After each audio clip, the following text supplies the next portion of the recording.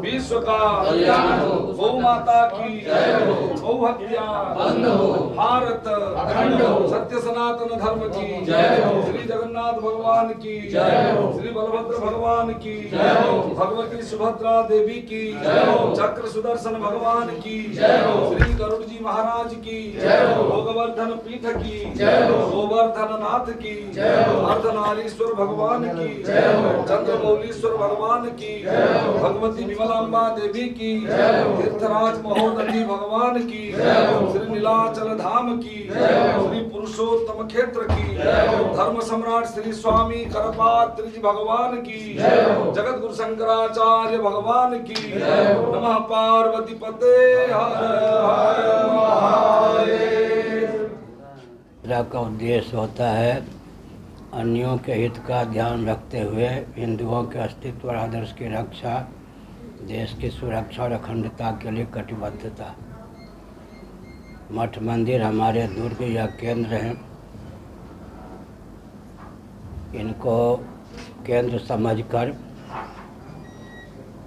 शुचिता, स्वच्छता, सुंदरता, शील और स्नेह से संपन्न व्यक्ति और समाज की संरचना का प्रकल्प चलना चाहिए। एक व्यक्ति अपने जीवन का उपयोग सबके हित में करे, यही हमारी यात्रा का उद्देश्य है। पूछिए।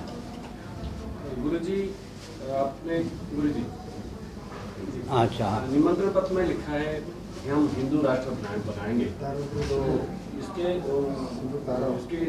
कैसे आप डिफाइन करेंगे? क्या सोच के ये ऐसा है कि लाठी गोली बम बारूद की बात नहीं है। सबके पूर्वज सनातनी वैदिक आर्य हिंदू ही सिद्ध होते हैं। मोहम्मद साहब के पूर्वज कौन थे, ईसा मसीह जी के पूर्वज कौन थे? सबके पूर्वज सनातनी वैदिक आर्य हिंदू ही सिद्ध होते हैं। ऐसी स्थिति में अपने पूर्वजों को पहचानना, उनके मार्ग पर चलना आवश्यक है। और पूर्वज भी ऐसे जो सब प्रकार की विद्या और कला से संपन्न थे, जिनका जीवन अत्यंत उदात्त था, देवता भी उनके जीवन से प्रेरित होते थे। तो यही हिंदू राष्ट्र की संकल्पना के पीछे उद्देश्य है।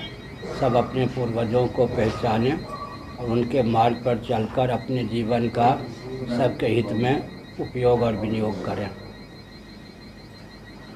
गुरुजी, देश की जो समस्या है, गुरुजी इधर आपके दाई, हाँ गुरुजी, अभी देश की जो समस्या है, शिक्षा कहे या आर्थिक स्थिति कहे या बेरोजगारी कहे या एजुकेशन या हेल्थ सेक्टर में कहे, ये सब हिंदू राष्ट्र होने से ये सब हल हो सकता है या कैसे हल हो सकता है? इसका भी कोई चिंता आपने किया है? हाँ, शिक्षा, रक्षा, अर्थ और सेवा का प्रकल्प सर्वोत्कृष्ट होगा, उन्नत होगा। ये जो चुनाव की प्रक्रिया है, इस प्रक्रिया के आधार पर तो स्वस्थ शासन प्राप्त होना ही कठिन। कल्पना कीजिए, कोई व्यक्ति एमएलए, एमपी के लिए टिकट चाहता है। पहले तो पार्टी को डोनेशन या दान दे, उसके बाद कुछ अराजक तत्वों से गठबंधन करें, फिर करोड़ों रुपया न्योछावर करके चुनाव लड़े। अगर जीत गया तो जीत गया, हार गया तो रोता रहेगा। अगर जीत गया तो जितना खर्च उसने किया है और आगे भी उसको फिर चुनाव लड़ना है, उतने तो समाज से लूटेगा ही। चुनाव की प्रक्रिया को देखते हुए कोई भी व्यक्ति शोषक न हो, न चाहते हुए भी शोषक होना ही पड़ेगा। चुनाव की प्रक्रिया ही बहुत दूषित है, गलत है। सज्जन, सूझबूझ संपन्न व्यक्ति हो सकता है, चुनाव लड़े ही नहीं। आर्थिक संकोच आदि के कारण लड़े तो जीते नहीं। अराजक तत्व जीते बिना रह नहीं सकते हैं। चुनाव की जो प्रक्रिया, उससे तो देश का उत्कर्ष हो ही नहीं सकता। साथ ही साथ हमने यह भी संकेत किया कि प्रतिभा की हानि, प्रगति की हानि प्रायोगिक नहीं। ये जो आरक्षण है, हमने मेरठ में, जब हम शंकराचार्य नहीं थे तब हमने कहा था, बीपी सिंह प्रधानमंत्री थे, उनके शासनकाल में ही आरक्षण की प्रथा क्रियान्वित की गई। हमने कहा कि सनातन धर्मियों के यहाँ तो हर व्यक्ति की जीविका जन्म से सुरक्षित है, हमें आरक्षण की क्या ज़रूरत है। हर व्यक्ति की जीविका जन्म से सुरक्षित, हर व्यक्ति का जीवन दुर्व्यसन मुक्त बीपी सिंह ने जो आरक्षण की प्रथा चलाई, न चाहते हुए भी हम लोगों को अनुगमन करना पड़ रहा है। इसमें कितने दोष हैं? 5 दोष हैं। प्रतिभा की हानि, प्रगति की हानि, प्रायोगिक नहीं प्रतिशोध की भावना और परतंत्रता। ये सब ऐसी चुनौतियां हैं जिनको दूर करने के लिए सचमुच में शासन तंत्र का जो स्वरूप होना चाहिए उसको उद्भाषित करना अत्यंत आवश्यक है। गुरु जी हाँ, एक और बात है, लोग समझते हैं कि राजतंत्र बुरा था। महाभारत के शांति पर्व पढ़िए, उसमें दिया गया है, लिखा गया है, मंत्रिमंडल में 4 ब्राह्मण हों, शिक्षाविद, 8 क्षत्रिय हों, ताकि रक्षा की प्रणाली शिथिल न पड़े, दूषित न हो, विकृत न हो। 21 वैश्य हों ताकि अर्थ प्रकल्प सुरक्षित रहे। 3 शूद्र हों ताकि कुटीर उद्योग, लघु उद्योग, सेवा के प्रकल्प ठीक ढंग से चले। 1 सूत अर्थात सांस्कृतिक मंत्री हो। तो हर व्यक्ति, हर वर्ग का प्रतिनिधित्व था या नहीं? अनुपात या रेशियो पर विचार करने कितना वैज्ञानिक था। 4, 8, 21, 3, 1। हाँ, पूछिए। गुरु जी, आप कह रहे हैं कि ये इलेक्शन अभी जो हो रहा है, चुनाव की प्रक्रिया जो है, तो क्या किया जाए? तो ये प्रक्रिया तो एक ही प्रक्रिया है, लोगों को चुन के आने का और प्रतिनिधित्व करने का, देश चलाने इसीलिए का। मैंने संकेत किया ना। सुनिए, सरदार वल्लभ भाई पटेल जी का नाम सुना होगा। उस समय लगभग 365 देशी राजा थे। 365, 4 शंकराचार्य थे, पूर्व पश्चिम उत्तर दक्षिण में एक शंकराचार्य। 365 देशी राजाओं में सामंजस्य साध करके एक शंकराचार्य के मार्गदर्शन में एक राजा घोषित कर देते, देश की दुर्दशा नहीं होती। समझ गुरु जी, मान लीजिए हम हिंदू राष्ट्र बन गए तो क्या ज्यादा फायदा मिलेगा भारत को? सुसंस्कृत, सुशिक्षित, सुरक्षित, संपन्न, सेवापरायण, स्वस्थ व्यक्ति और समाज होगा। विश्व कल्याण का मार्ग प्रशस्त होगा। भारत विश्व का हृदय होगा, मार्गदर्शक होगा। और भारत के दिशाहीन न होने पर कम से कम विश्व में जो 15 राष्ट्र हैं, मॉरिशस आदि, 1 साल की सीमा में वो हिंदू राष्ट्र हो जाएगा। हमने 9 महीने तक कोरोना के दिनों में यात्रा नहीं की, लेकिन इसी प्रकार संगोष्ठी का आयोजन यांत्रिक विधा से किया। मॉरिशस आदि 15 देशों के प्रतिनिधियों ने क्या भाव व्यक्त किया, कदाचित भारत हिंदू राष्ट्र होता तो 1 साल की अवधि में हमारे देश को भी हम लोग हिंदू राष्ट्र घोषित कर देते। भारत की शिथिलता के कारण हम लोग कमज़ोर पड़े हुए हैं। विश्व में 204 देश हैं, उनमें कम से कम 15 देश ऐसे हैं जो 1 साल की अवधि में स्वयं को हिंदू राष्ट्र के रूप में वो उद्भाषित कर सकते हैं। भारत की इस दुर्बलता को देखते हुए उनको धैर्य प्राप्त नहीं है या वो इस प्रकार का कदम नहीं उठा रहे। गुरु जी प्रणाम। अभी जो हमारे सामाजिक व्यवस्था है, जो नीति नियम है संविधान में और हमारे शासन प्रक्रिया में, उसमें सब धर्मों के जो अनुगामी हैं उनके लिए नियम थोड़ा अलग अलग है। विभिन्न विषय की अगर हम बात करें तो इसको, ये चीज़ को आप कैसे देख रहे हैं? हिंदू राष्ट्र की हम जब परिकल्पना कर रहे हैं, एक उम्मीद देख रहे हैं, सनातन संस्कृति धर्म का मानसिकता जो है इसके प्रचार प्रसार को। ठीक है। आत्मना प्रतिकूलानि परेशान न समाचरित, शास्त्र का वचन है। जैसा व्यवहार हम दूसरों से अपने प्रति चाहते हैं, हमारी बुद्धि की बलिहारी है कि हम दूसरों के प्रति वैसा व्यवहार करें। मैं एक संकेत करता हूँ। दिल्ली में हाई स्कूल तक मैंने अध्ययन किया। 8वीं कक्षा में एक पोयम मैंने पढ़ा पाठ्य पुस्तक में, we must do to others as we wish them to do to us, this is the golden rule of life. जैसा व्यवहार हम दूसरों से अपने प्रति चाहते हैं, हमारी बुद्धि की बलिहारी है कि दूसरों के प्रति हम वैसा व्यवहार करें। यह जीवन का स्वर्णिम नियम है। आत्मना प्रतिकूलानि परेशान समाचरित, इस दृष्टि से विचार करें तो एक हिंसक भी दूसरों से अपने प्रति अहिंसा की भावना रखता है। हमारी बहू बेटी या हमारी कोई हत्या न कर दे, एक झूठ बोलने वाला व्यक्ति ये चाहता है कि कोई झूठ बोलकर हमें चकमे में न डाल दे। एक नंबर का चोर यह चाहता है कि हमारी तो संपत्ति चुराई हुई हमने तो संपत्ति इकट्ठी की है, कोई ऐसा चोर न मिले कि उसे चुरा के ले जाए। एक नंबर का व्यभिचारी भी यही सोचता है उसकी बहू बेटी है उसके साथ कोई व्यभिचार न कर ले। दूसरों की संपत्ति को लूट कर धनाढ़ हुआ व्यक्ति यही चाहता है लूटी हुई सामग्री को संपत्ति को लूट करके कोई धनाढ़ न हो जाए। तो यही है आत्मना प्रतिकूलान परेशान समाचरित मानवोचित शील का परिचय शब्द है। यह नहीं कि रहीम नहीं थे क्या, रहीम को किसने कहा हिंदू बन जाइए, रसखान को किसने कहा हिंदू बन जाइए, लेकिन उनके शील की सराहना आज हम हिंदू होकर भी करते हैं, शंकराचार्य होकर भी हम रहीम रसखान की प्रशंसा करते हैं। तो मानवोचित शील अंग्रेजी वाले कह सकते हैं हाईएस्ट कॉमन फैक्टर, मानवोचित शील की सीमा में सब व्यवहार करें। आत्मना प्रतिकूलानि परेशान समाचरित, इसको आगे रखकर सिद्धांत के रूप में रखकर मुसलमान बने रहें। साथ ही साथ ये भी ध्यान रखें, मैं एक संकेत करता हूँ, कई साल पहले अमेरिका से हमको एक संदेश प्राप्त हुआ कि 4 करोड़ हमारे पूर्वज मारे गए, हम लाचारी से क्रिश्चियन बने हुए हैं, लेकिन हमारे जो अब तक 4 करोड़ पूर्वज मारे गए हमारे हृदय में उसकी वेदना सन्निहित है।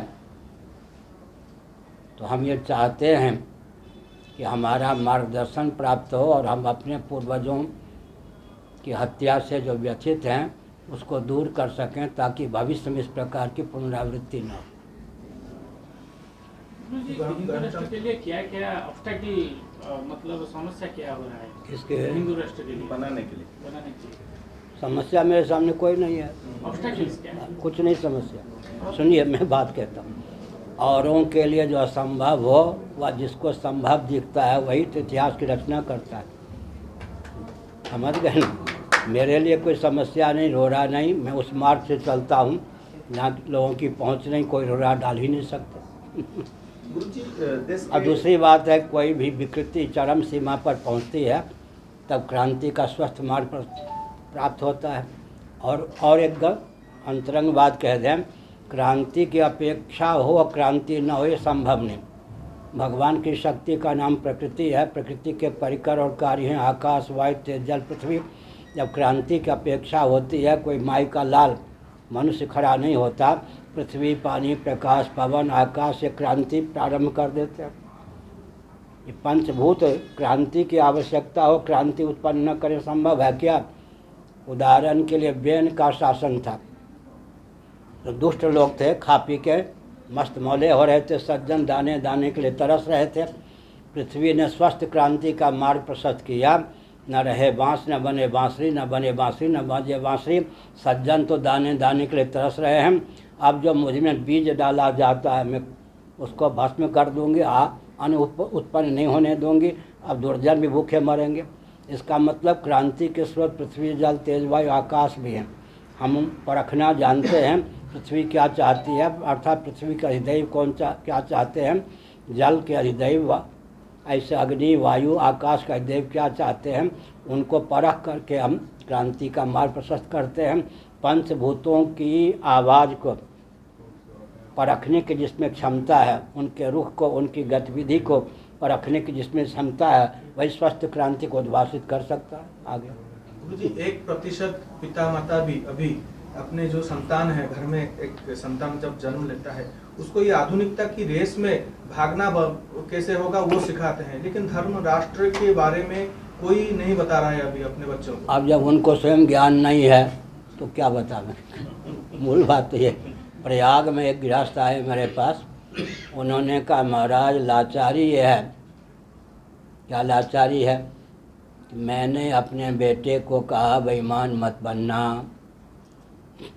घूटी पिलाई ईमानदारी की, मेरा बेटा वैसे ही हो गया जैसा हमने तैयार किया। अब वो दुकान पे बैठता है, बेईमानी नहीं करता, उचित लाभ होता क्या है उसका व्यापार ही नहीं चल रहा है। अब मैं रोती हूँ कदाचित मैंने इसको ईमानदार न बनाया होता। उसके बेटा भी था, बेटा ने कहा कि मैं अब यूँ रोता हूँ कि अब मैं बेईमान नहीं हो सकता।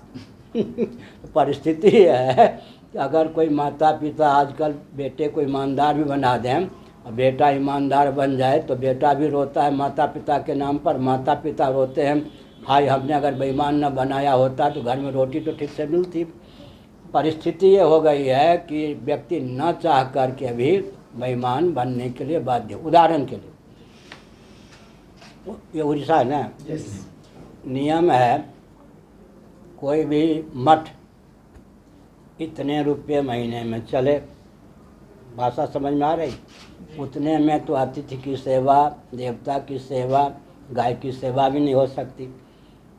तो हमारा मठ एंडोमेंट टैक्स से मुक्त है, लेकिन एक विचार करके सरकार को दिखाने के लिए, इनकम टैक्स वालों को दिखाने के लिए जो रजिस्टर तैयार किया जाएगा, न चाहते हुए भी उस ढंग से तैयार किया जाएगा या नहीं। खर्चा होगा मान लीजिए 1 लाख, दिखाना पड़ेगा 10,000।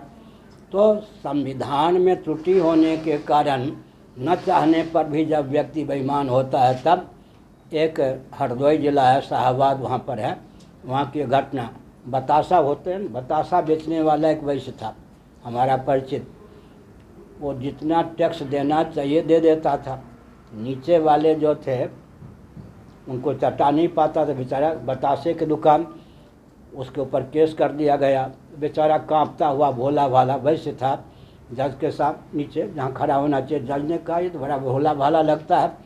उसने कहा भाई सच्ची बात बताओ। उसने कहा साहब हम बतासे की दुकान करते हैं, सीमित आमदनी है, ईमानदारी का परिचय दे के हमने टैक्स दिया, चटाने के लिए हमारे पास रुपया था नहीं, हमको इस तरह से परेशान कर दिया गया। तो अंत में उसने कहा अच्छा ये है तुम्हारी ईमानदारी, अब तुम्हारे लिए मुसीबत है। जज को कहना पड़ा। परिस्थिति यह है कि कम से कम जो सदाचार संयम के मार्ग पर चलना चाहते हैं वो तो बेईमान ना हो ना, लेकिन परिस्थिति ऐसी है, संविधान ऐसा है कि कोई व्यक्ति न चाह करके भी बेईमान हुए बिना नहीं रह सकता। कुछ भी सांप्रदायिक सद्भावना ना बिगड़े। और सुनिए, जितनी दिशाहीनता थी और जितना आतंकवाद हिरण्यकश्यप के शासनकाल में, उतना तो नहीं है, ये तो आप मानेंगे। एक माई का लाल प्रहलाद ने अपने पिता को ही चुनौती दे दी, संबंध का निर्वाह भी किया लेकिन सिद्धांत का त्याग नहीं किया। संबंध का निर्वाह करते हुए सिद्धांत का पालन किया। संबंध टूट जाए तो टूट जाए, सिद्धांत न टूटे, ये प्रहलाद का मार्ग है।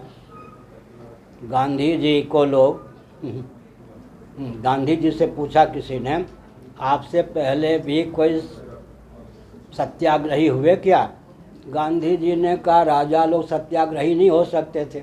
वो नहीं कह पाए कि प्रहलाद सबसे प्रथम सत्याग्रही। इसका अर्थ क्या है? सिद्धांत का त्याग नहीं करना है, संबंध जहाँ तक बन सके उसका निर्वाह करना, सिद्धांत का त्याग नहीं करना है। इसलिए व्यक्ति ऐसे क्रांतिकारी होता है, प्रहलाद जैसा। हमारा इतिहास ही है, क्रांतिकारियों का देश है। आगे गुरुजी, देश के कुछ प्रांत में धर्म को लेकर जो भी परिस्थिति अभी है, इसको लेकर आपका क्या मत है? कौन से कहाँ है क्या? उत्तर प्रदेश में, दिल्ली में। उत्तर प्रदेश में क्या हुआ है? जो भी स्वतंत्र देश का विभाजन जिस ढंग से हुआ उसके मूल में वो कारण है। विभाजित देश को नेहरू जी के समय से लेकर जिस ढंग से संचालित किया, तुष्टीकरण की, सत्ता लोलुपता की जो विधा थी वो उसमें हेतु है। जानबूझ के अराजकता पाली गई है ना, जानबूझ के देश का विभाजन ही गलत ढंग से हुआ, विभाजित भारत का शासन ही गलत ढंग से हुआ। अच्छा, एक बड़ी विचित्र बात है, सरदार वल्लभ भाई पटेल कदाचित प्रथम प्रधानमंत्री होते तो देश ऐसे होता क्या? गांधी जी को घुटना क्यों टेकना पड़ा नेहरू जी के सामने? क्रिश्चियनों की नीति थी। सरदार वल्लभ भाई पटेल को प्रधानमंत्री मत बना, हमारे अनुकूल व्यक्ति को प्रधानमंत्री बना। गांधी जी से चूक हुई, उस चूक का फल भोगते रहिए। अच्छा, आज भी सुभाष जी को, भगत सिंह जी को उठाइए, महाराणा प्रताप को, चंद्रशेखर आज़ाद को उठाइए, मंगल पांडे को उठाइए, देश चमक उठेगा। समझ गए ना? जिनको उठाना चाहिए उनको तो गिरा दिया, उनका नाम भी नहीं लेते हैं। संकेत समझ गए? गुरुजी इस उड़ीसा के राष्ट्र की परिकल्पना आप कर रहे हैं, हाँ, तो उसमें क्या गणतंत्र की जगह राजतंत्र होगा क्या है? मैंने पहले कह दिया राजतंत्र ही सही में गणतंत्र है। रेशियो मैंने अनुपात बता दिया, 4 ब्राह्मण 8 क्षत्रिय 21 वैश्य 3 शूद्र 1 सूत्र।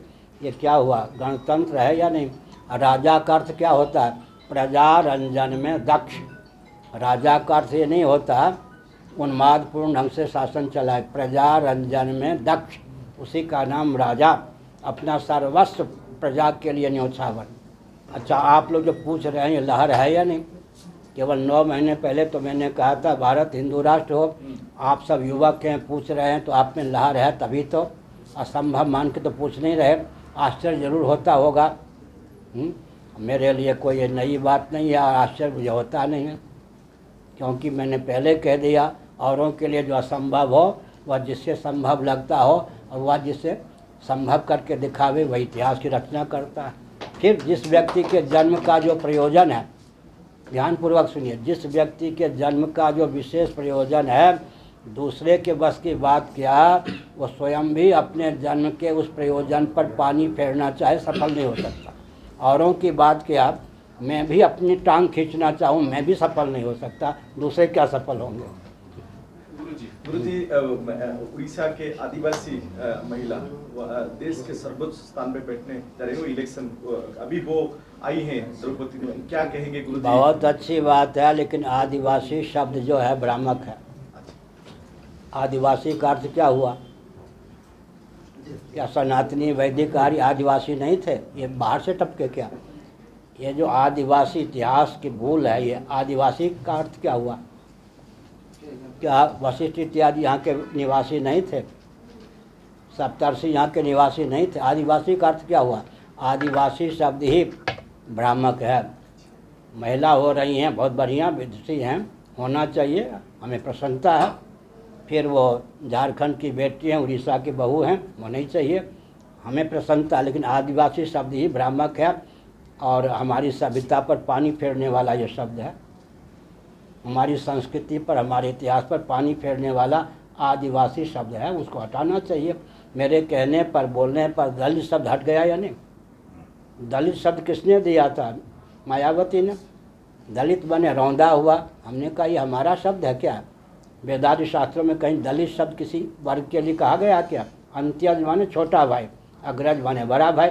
लाड़ प्यार का शब्द था अंत्यज, हमारे आपत्ति पर हो गया ना, वो दलित शब्द हट गया। इसी प्रकार मैं कहता हूँ आदिवासी क्यों? आदिवासी व्यास वशिष्ठ इत्यादि नहीं थे क्या? ब्रह्मा जी आदिवासी नहीं थे क्या? और सप्तर्षि आदिवासी नहीं थे क्या? मरीचि इत्यादि आदिवासी नहीं थे क्या? आदिवासी शब्द भी हटना चाहिए, ये भी भ्रामक, इतिहास को कलंकित करने वाला। गुरुजी आखिरी सवाल मेरा, संविधान हिंदू राष्ट्र को अनुमति देगा या नहीं? हो तो 25वीं धारा को अगर क्रियान्वित की गई होती तो कितने अंशों में भारत हिंदू राष्ट्र होता है, इस पर विचार कीजिए। भारतीय संविधान 25वीं धारा में बोल रहा हूँ, संविधान में जो त्रुटि है वो तो रहने दीजिए, कम से कम 25वीं धारा को यथावत अगर क्रियान्वित किया गया होता तो आज भारत की क्या स्थिति होती? जैन, बौद्ध, सिख इत्यादि 25वीं धारा के अनुसार हिंदू घोषित किए गए थे। संविधान में हिंदू शब्द परिभाषित है, लेकिन आरक्षण के लोभ में जैनों ने स्वयं को अल्पसंख्यक घोषित कर दिया, बौद्धों ने स्वयं को अल्पसंख्यक घोषित कर दिया, सिखों ने स्वयं को अल्पसंख्यक घोषित कर दिया। संविधान में जो अच्छाइयाँ थीं उनका भी अनुपालन किया गया होता तो भारत की दशा नहीं होती। अच्छा, अगर जैन, बौद्ध, सिख इत्यादि भी 25वीं धारा के अनुसार हिंदू के रूप में उद्भाषित होते तो जनसंख्या की दृष्टि से पूरे विश्व में दूसरा स्थान हमारा होता और पहले स्थान पर पहुंचने का मार्ग अब तक प्रशस्त हो गया होता। आगे कोई भी राजनीतिक दल हो जिसके हाथ में शासन की डोरी है, अभी कोई भी राजनीतिक दल हो, उसकी क्या भूमिका रहनी चाहिए जब हम एक ज़्यादातर लोग, एक देश के नागरिक एक हिंदू राष्ट्र की उम्मीद कर रहे हों, तो उस जो शासन चला रहे हैं। मैंने पहले कह दिया, अन्यों के हित का ध्यान रखते हुए हिंदुओं के अस्तित्व आदर्श की रक्षा, देश की सुरक्षा और अखंडता के लिए कटिबद्धता, मठ मंदिर को केंद्र बनाकर सुसंस्कृत, सुशिक्षित, सुरक्षित, संपन्न, सेवापरायण, स्वस्थ व्यक्ति और समाज की संरचना में सहभागिता। गुरुजी, उड़ीसा सरकार श्री क्षेत्र से लेकर उड़ीसा सरकार श्री क्षेत्र पूरी से लेकर हर प्रांत में जो भी रिलीजियस प्लेस है, वो आदिपीठ हो या जो भी रिलीजियस प्लेस है, मंदिर, उनको डेवलप कर रहे हैं। और क्या होना चाहिए? डेवलप का अर्थ क्या हुआ? तोड़ना। सुनो, डेवलप का तोड़ना हुआ। डेवलप का तोड़ना होता है क्या? विकास होता है या तोड़ना होता है? डेवलप का अर्थ विकास होता है या तोड़ देना? विकास होता है ना।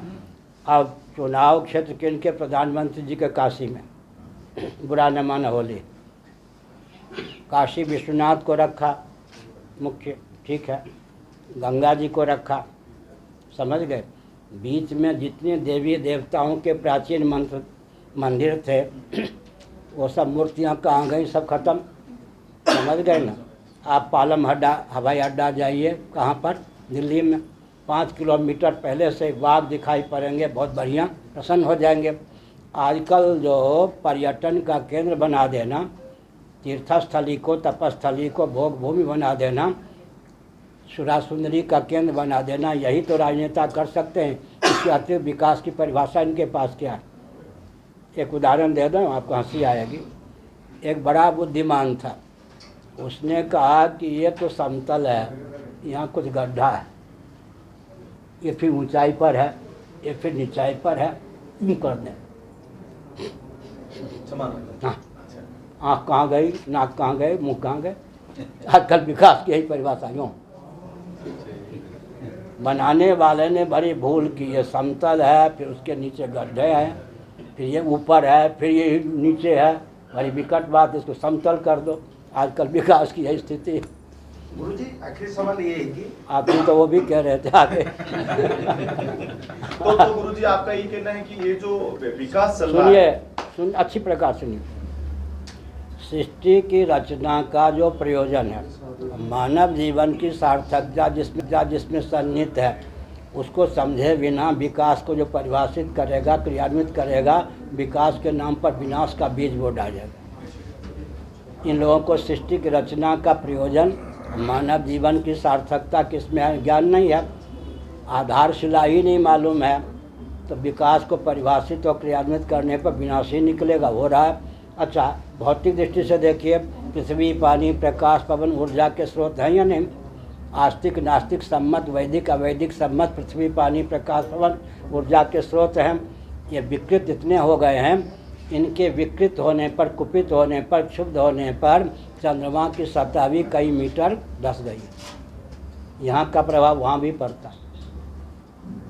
ये विकास की परिभाषा ही नहीं कर सकते। विकास की परिभाषा हमने की, राजनीति की परिभाषा की। आप इतने हैं, कोई दोष दिखता हो तो बताइए, मुझे प्रसन्नता होगी, नाराज नहीं होऊंगा। सुसंस्कृत, सुशिक्षित, सुरक्षित, संपन्न, सेवापरायण, स्वस्थ, सर्वहितप्रद व्यक्ति और समाज की संरचना, यही विकास और राजनीति की परिभाषा हो सकती है। इसमें कोई भूल हो तो बताइए आगे। गुरुजी, भारत हिंदू राष्ट्र बन जाएगा तो ये जो रिलीजियस का कैटेगरी होते हैं, ये कैटेगरी क्या रहेगा ना नहीं? कौन रिलीजियस? हिंदू ब्राह्मण जो होता है हमारा समाज में, वो नहीं रहेगा। क्या बोलेंगे? सुनिए, शिक्षा, रक्षा, अर्थ और सेवा का प्रकल्प सदा संतुलित रूप में सबको सुलभ रहे, इसलिए जन्म से जो ब्राह्मण, क्षत्रिय, वैश्य, शूद्र हैं, उनकी उपयोगिता है या नहीं? नहीं तो आपको वैकल्पिक ब्राह्मण बनाना पड़ेगा, वैकल्पिक क्षत्रिय, वैकल्पिक वैश्य, वैकल्पिक शूद्र। America, Britain, Germany, Japan, France की लाचारी है। हमारे यहाँ जब परंपरा से क्या शिक्षा, रक्षा, अर्थ और सेवा के प्रकल्प को चलाने वाले ब्राह्मण आदि हैं, तो विकल्प की क्या आवश्यकता है? विकल्प वहाँ कहते हैं ना, अभावेशाली चूर्णम, या मुख्य ना हो। हमारे यहाँ मुख्य है तो विकल्प की क्या आवश्यकता? दूसरी बात यह है, विकासवादियों को मैं चुनौती देता हूँ। गीता के पहले अध्याय में अर्जुन का वचन है, जाति धर्मा कुल धर्मा च शाश्वता, कुल धर्मा सनातना। जाति धर्म और कुल धर्म शाश्वत सनातन हैं। यह गीता का सिद्धांत, ये पूर्व पक्ष नहीं है। समस्त वैदिक वाङ्मय में इसको उत्तर पक्ष ही माना गया है। प्राचीन सिद्धांत यही है, आज भी वही है। लेकिन कुल धर्म और जातीय धर्म को विकृत करना, विलुप्त करना, यही आजकल विकासवादियों का व्यसन है या नहीं? तो इसका मतलब हुआ सर्वथा विपरीत, उपद्रव करना, विकास के नाम पर संहार का मार्ग प्रशस्त करना। क्या मतलब हुआ? इनको विकास की परिभाषा मालूम नहीं है। क्यों नहीं मालूम है? सृष्टि की रचना, मानव जीवन की सार्थकता का जिसको ज्ञान नहीं है, विकास को परिभाषित करेगा, विकास से घर से विनाश दे जाएगा। दे रहे हैं ये लोग। ठीक ठीक ठीक। हर हर महादेव।